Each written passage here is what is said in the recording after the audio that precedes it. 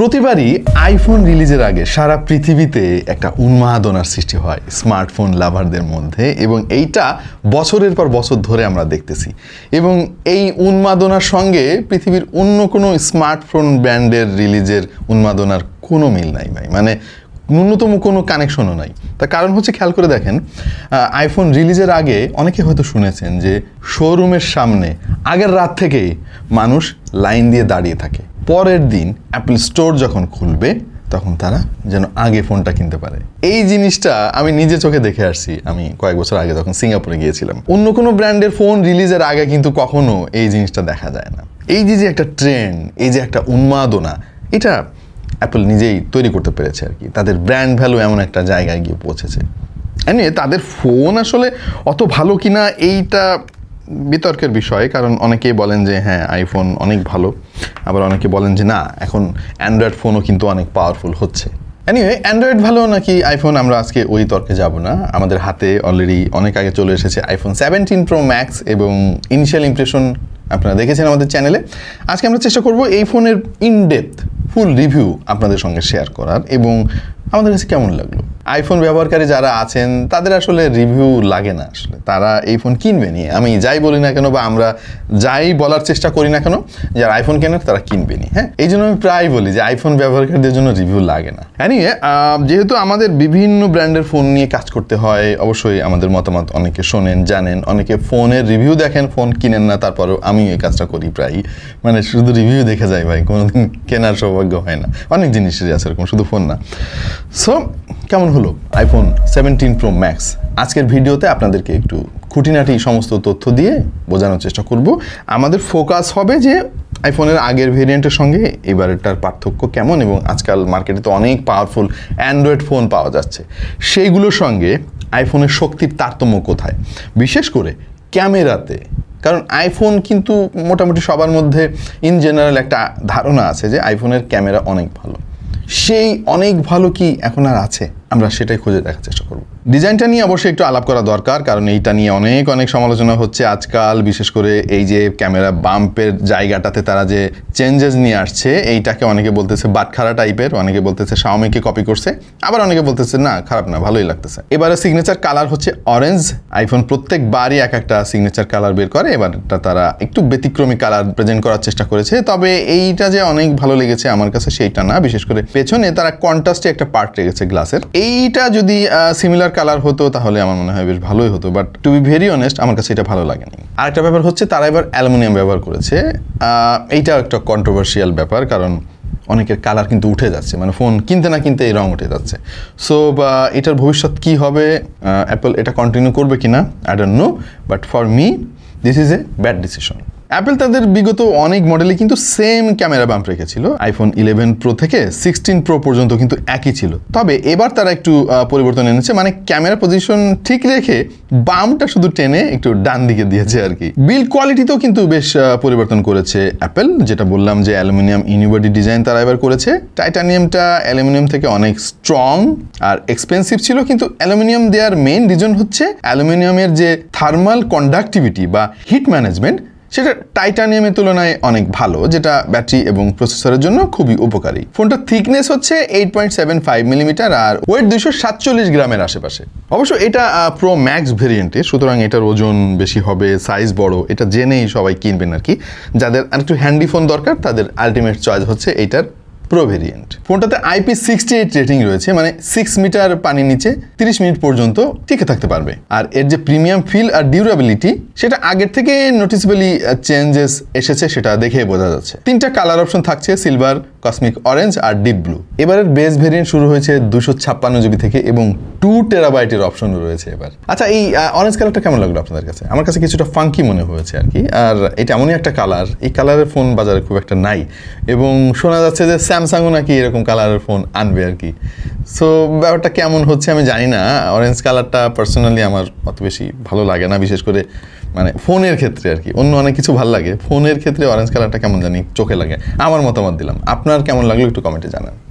আইফোনের ডিসপ্লে কিন্তু পৃথিবীর সেরা ডিসপ্লের মধ্যে অন্যতম, নতুন করে বলার কিছু নাই, কারণ সবাই এটা জানে। এটা ডিসপ্লেতে পাচ্ছেন 6.9 ইঞ্চির একটা super retina XDR OLED। Resolution হচ্ছে 2868 বাই 1320, সাথে প্রোমোশন 120 হার্জের রিফ্রেশ রেট তারা এবার দিয়েছে। প্রোমোশন জিনিসটা কিন্তু এই ডিসপ্লের যে রিফ্রেশ রেট এটাকে আরো স্মুথ করে তোলে, এটা অ্যাপলের নিজস্ব ডেভেলপ করা একটা জিনিস। আর 120 হার্জ এই প্রথমবারের মতো আমরা আইফোনে দেখতেছি, বাট অ্যান্ড্রয়েডে এই জিনিসটা আমরা দেখেছি আরো অনেক অনেক আগে। এনিওয়ে আইফোন কিছুদিন পর পর এক একটা জিনিস মানে উপহার দেয় আর কি আইফোন লাভারদেরকে, যেটা অ্যান্ড্রয়েডে আমরা কয়েক যুগ আগে দেখি। যেমন ব্যাটারি কত % চার্জ আছে, এটা যে পার্সেন্টেজ দেখার ব্যাপারটা কয়েকদিন আগে যুক্ত হয়েছে ভাই, এর আগে দেখা যাইতো না। আবার ওই যে অলওয়েজ অন ডিসপ্লে, এটাও রিসেন্টলি কয়েক বছর আগে তারা দিছে আর কি, যেটা আমরা দেখেছি অনেক অনেক আগে অ্যান্ড্রয়েডে। ইনোভেশন বলে তো একটা ব্যাপার আছে, যেহেতু অ্যাপেল করছে জিনিসটা, অবশ্যই এটা ইনোভেশন।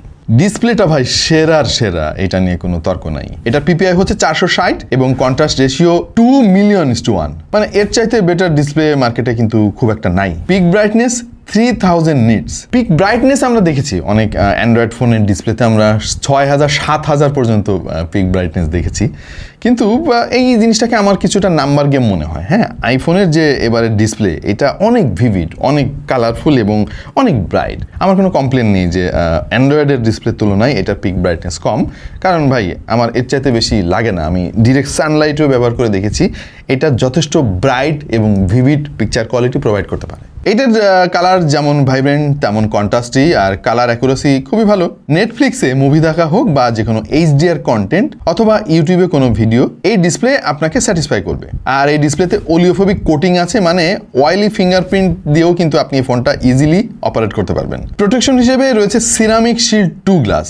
এইটা মোটামুটি ছোটখাটো স্ক্র্যাচ বা স্মাশ থেকে আপনার ফোনকে রক্ষা করবে। বাট এত দামি ফোন কেউ কিনে একটা স্ক্রিন প্রোটেক্টর লাগাবে না, সেটা তো ভাই হইতে পারে না।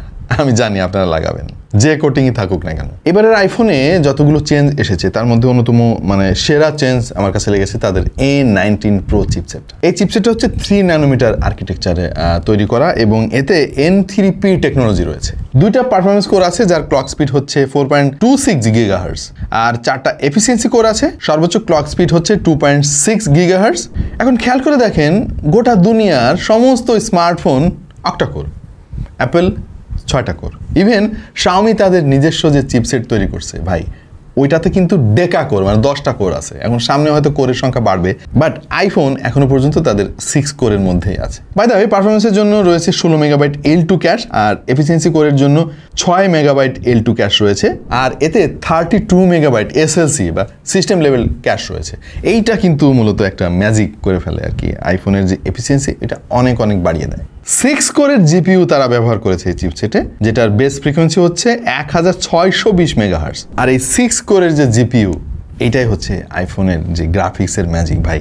এইরকম কালারফুল ভিভিড মানে পিকচার কোয়ালিটি খুব কম অ্যান্ড্রয়েডেই আছে, মানে অনেক দামি দামি ফোনে আমরা দেখি আর কি। আরও আছে 16 কোর নিউরাল ইঞ্জিন, যেটা এআই পারফরমেন্সকে আরও এনহান্স করে। এছাড়াও এতে রয়েছে হার্ডওয়্যার এক্সিলারেটেড রে ট্রেসিং সাপোর্ট, যা থেকে আপনি পাবেন হাই এন্ড গেমিং এবং ভিজুয়াল এক্সপিরিয়েন্স। এবার একটু টেস্ট রেজাল্টের দিকে চোখ দেওয়া যাক। AnTuTu Geekbench টেস্ট করে আমরা স্কোর পেয়েছি 24,07,164, Geekbench-এ সিঙ্গেল করে 3,580 আর মাল্টি করে 8,763। Geekbench-এ জিপিইউ স্কোর এসেছে 43,540, আর সোলারবে এক্সট্রিম টেস্টে আমরা স্কোর পেয়েছি 2,085।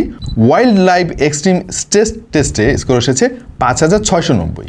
এখন AnTuTu স্কোরের দিক দিয়ে হয়তো এটা অনেক অনেক পিছিয়ে আছে, কারণ আজকাল আমরা ভাই 3 মিলিয়ন 4 মিলিয়নের কাছাকাছি AnTuTu স্কোর মানে দেখতেছি। বাট আইফোনের যে ইউজার এক্সপিরিয়েন্স, এর যে ইউআই এতটা স্ন্যাপি, এতটা বাটারি স্মুথ, এইটা কেন জানি অন্য কেউ দিতে পারে না ভাই। আমি দেখেছি, মানে আমরা তো অনেক দামি দামি অ্যান্ড্রয়েড ফোন ট্রাই করে দেখেছি, বাট এই লেভেলের এক্সপিরিয়েন্স পারে না ভাই কেউ দিতে।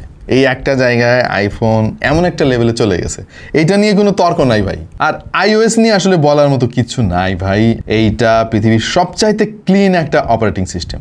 আর এর যে ইউআই ভাই, মানে পৃথিবীর প্রায় সব মোবাইল কোম্পানি হচ্ছে আইফোনের এই ইউআইতে কপি করে। আর আমি এখানে বসে 10টা কোম্পানির নাম বলতে পারবো যাদের ইউআইটা অবিকল আইফোনের মতো। যাই হোক, এই ফোনটিতে থাকছে লেটেস্ট iOS 26, যেটাতে তারা লিকুইড গ্লাস ফিল দিয়েছে।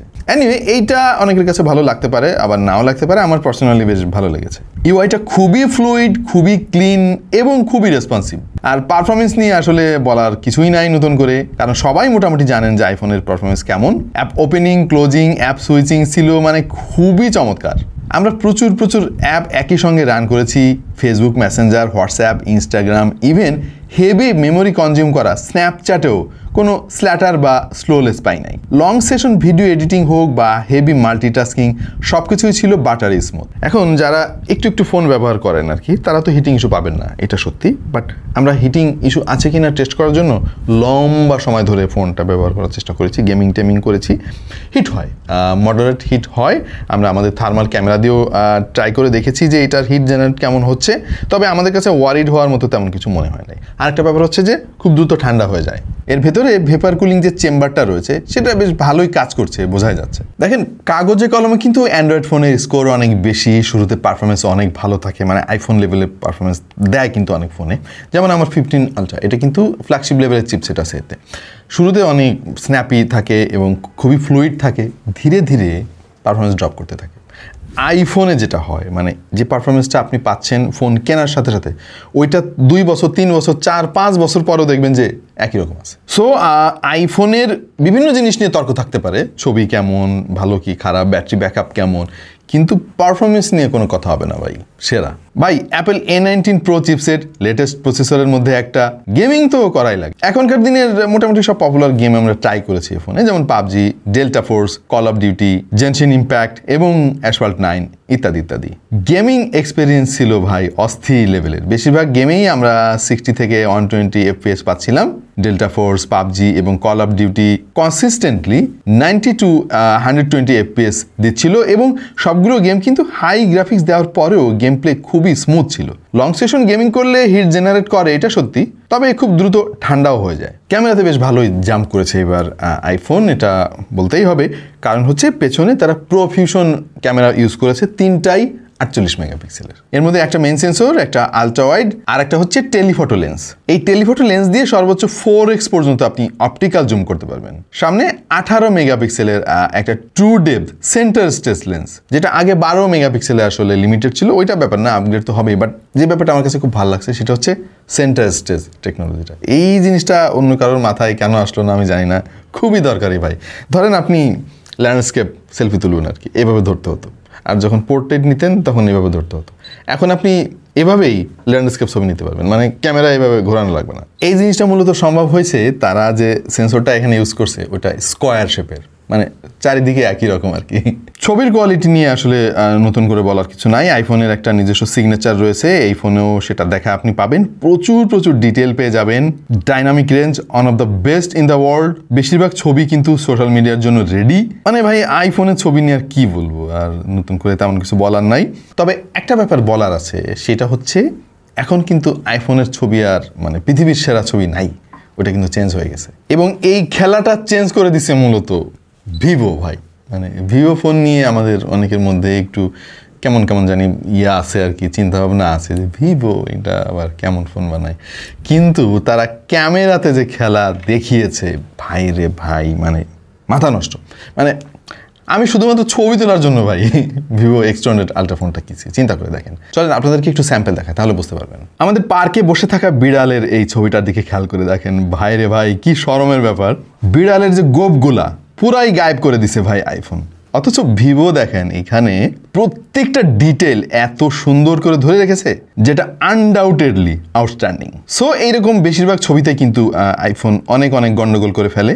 আমি জানি না তাদের এআই আসলে মানে কাজ করতেছে কিনা আসলে। তবে আমি পার্সোনালি একটু বেশি হতাশ হয়েছি লো লাইট ফটোগ্রাফি দেখে। একটু আলো কমে গেলেই কিন্তু আইফোন কান্নাকাটি শুরু করে ভাই। খেয়াল করে দেখেন, দুইটা ছবি পাশাপাশি আমি রাখলাম, ভিভো X200 আলট্রা এবং আইফোন 17 Pro Max। লো লাইটে তোলা আমাদের ইশতিয়াকের ছবিটার দিকে একটু খেয়াল করে দেখেন, মানে আকাশ পাতার পার্থক্য। খুব বেশি ডিটেলে গেলাম না ভাই, আইফোনের ছবি কিন্তু এখন আর সেরা নাই। মানে এখন ভিভোর মতো কোম্পানিগুলো যদি এই রেভলিউশনারি ক্যামেরা বের না করতো, তখন হয়তো আমরা আইফোনকে সেরাই বলতাম। এনিওয়ে, ভিডিওগ্রাফিতে এখনো পর্যন্ত আইফোনের বিকল্প বের হয় নাই পৃথিবীতে কোনো স্মার্টফোনে।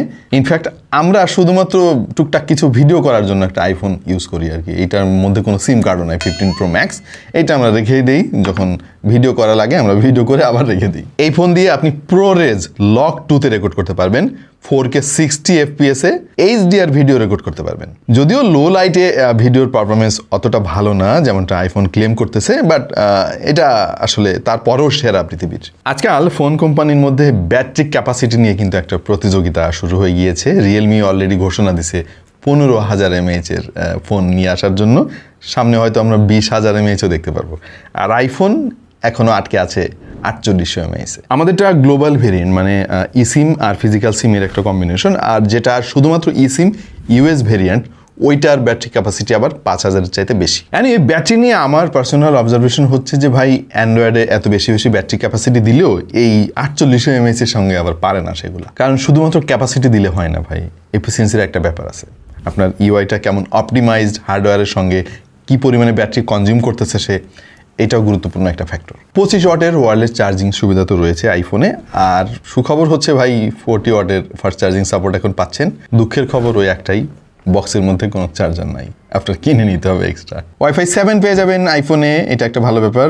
আর ব্লুটুথ 6 দিয়েছে তারা এবার। ফ্ল্যাশ লাইটের ব্রাইটনেস কিন্তু আগের চাইতে অনেক অনেক ব্রাইট মনে হলো আমার কাছে। আর হ্যাপটিক মোটর, এইটা ভাই খুবই পাওয়ারফুল। এখন আইফোনের ভালো দিক খারাপ দিক কি বলবো ভাই, আমি বুঝতেছি না। মানে একটাই খারাপ দিক আমার কাছে মনে হয়, দাম ভাই, অনেক বেশি দাম। আর আমাদের দেশে ফোনগুলো আসলে কি যে একটা অবস্থা তৈরি হয়, মানে শুরুতে তো 3-4 লাখ টাকাও বিক্রি হয়েছে নতুন আইফোন, এখন অবশ্য দাম একটু কম।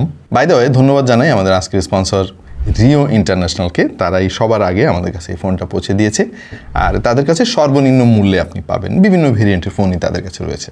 রিও ইন্টারন্যাশনালের কাছে আইফোন ছাড়াও বিভিন্ন ব্র্যান্ডের ফোন আপনি পেয়ে যাবেন, ফ্ল্যাগশিপ থেকে শুরু করে বাজেট রেঞ্জের সব ফোন তাদের কাছে অ্যাভেলেবেল। আচ্ছা, এখন আমি কি 17 প্রো ম্যাক্সে আপগ্রেড করব? আমার তো 15 প্রো ম্যাক্স আছে। আমার উত্তর হচ্ছে না, আমি কোনো প্রয়োজন দেখতেছি না ভাই। মানে ওই 13-র পরে যে 14 আসলো, সেই যে একটা চেঞ্জ দেখছিলাম, এরপরে কিন্তু ওই রকম পরিবর্তন আর দেখতে পাচ্ছি না আইফোনে। মানে স্লাইটলি ইমপ্রুভমেন্ট করছে। এখন প্রত্যেক বছর একটা ফোন আসে, এবারও মানে অ্যাপেল নিয়ে আসছে। অনেকে কিনবেন, যাদের টাকা অনেক বেশি আছে তারা পুরাতনটা বিক্রি করে দিয়ে নতুনটা কিনবেন। এইভাবে চলতেছে আর কি বছরের পর বছর। এখন আপনি কিনবেন কিনা সেটা আপনার ব্যাপার। আপনার যদি একান্তই অনেক বেশি টাকা পয়সা না হয়ে থাকে, তাহলে আসলে 14 বা 15 যদি আপনার থাকে, এইটাই আপগ্রেড করার মানে খুব বেশি জোরালো কারণ আমি দেখি না আর কি। আর যদি আপনি এখন ফোন কেনার ডিসিশন নেন যে আপনি একটা আইফোন কিনবেন, তাহলে 17 প্রো ম্যাক্স কেনেন আর। সো আপনার ধারণা কি আইফোন 17 প্রো ম্যাক্স নিয়ে, সেটা একটু আমাদের কমেন্ট সেকশনে জানিয়ে দিন। এরকম আরও অনেক ভিডিও যদি দেখতে চান, সাবস্ক্রাইব করতে পারেন টেক টু দ্য পয়েন্টে। দেখা হয়ে যাবে পরের কোনো ভিডিওতে। সে পর্যন্ত টাটা।